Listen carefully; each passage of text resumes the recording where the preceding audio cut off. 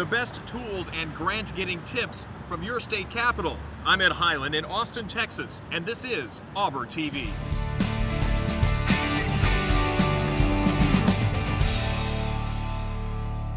Informative panels, sessions, and events are in full swing here at AUBER's 63rd Annual Conference.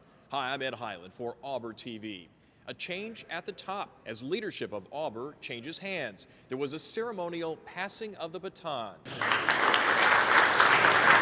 Sean Snaith from the University of Central Florida is taking the reins from Eric Thompson. Snaith says his goal is to make AUBER more visible to current and future members. Well, what I'd like to do during my year as AUBER president is to work on exploiting some of the new media, multimedia tools, AUBER TV, of course, being one pillar of that platform, but to develop Facebook page, to use Twitter, YouTube, some of these new media outlets to, number one, communicate on an ongoing basis to our membership and let one another know exactly what we're up to over the course of the year. Earlier in the day, attendees received a warm welcome from the host university. The University of Texas Austin's John Butler gave attendees background on economic development in the live music capital of the world. He said the region is focusing on building science-based industries through strengthening technology incubators. During the conference, attendees will get an exclusive tour of Freescale Semiconductor, a key company in Austin's economic engine. Now to some of the many sessions here at the conference. The world turns on the web these days, and the Outreach and Web Tools session was an opportunity to see what kind of information can be generated to meet the growing demand for economic information. Carol Rogers of Indiana University showed how her center had incorporated statistics that would graphically show how Indiana was faring during the recession. The site is stats.indiana.edu. Check back soon with auber.org. We'll be posting a separate summary of the Web Tools session with tips from the presenters. Money. Who has it and how you can get it?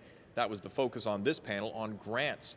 Many attendees know all too well that state funding is drying up, so centers must look more to foundations, grants, and contracts for funding.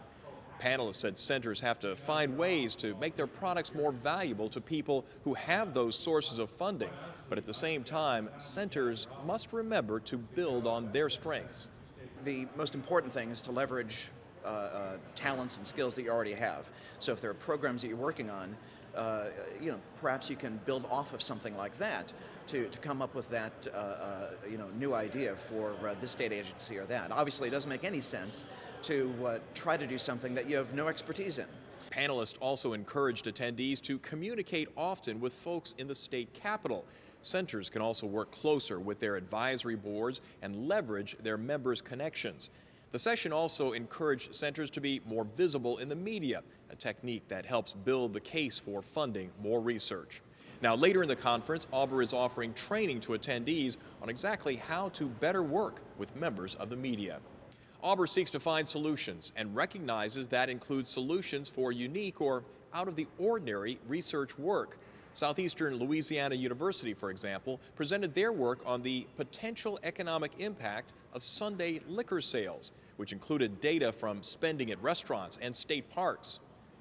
Another session covered helpful suggestions on ways small centers have been able to maximize their impact on the community by managing big projects and events. Check back soon for a separate video spotlight on the important session on border economies, and also hear from the research director at the Federal Reserve Bank of Atlanta and what he had to say about U.S. monetary policy. Until then, I'm Ed Highland for AUBER TV. We'll leave you with some scenes from Austin's historic Driscoll Hotel.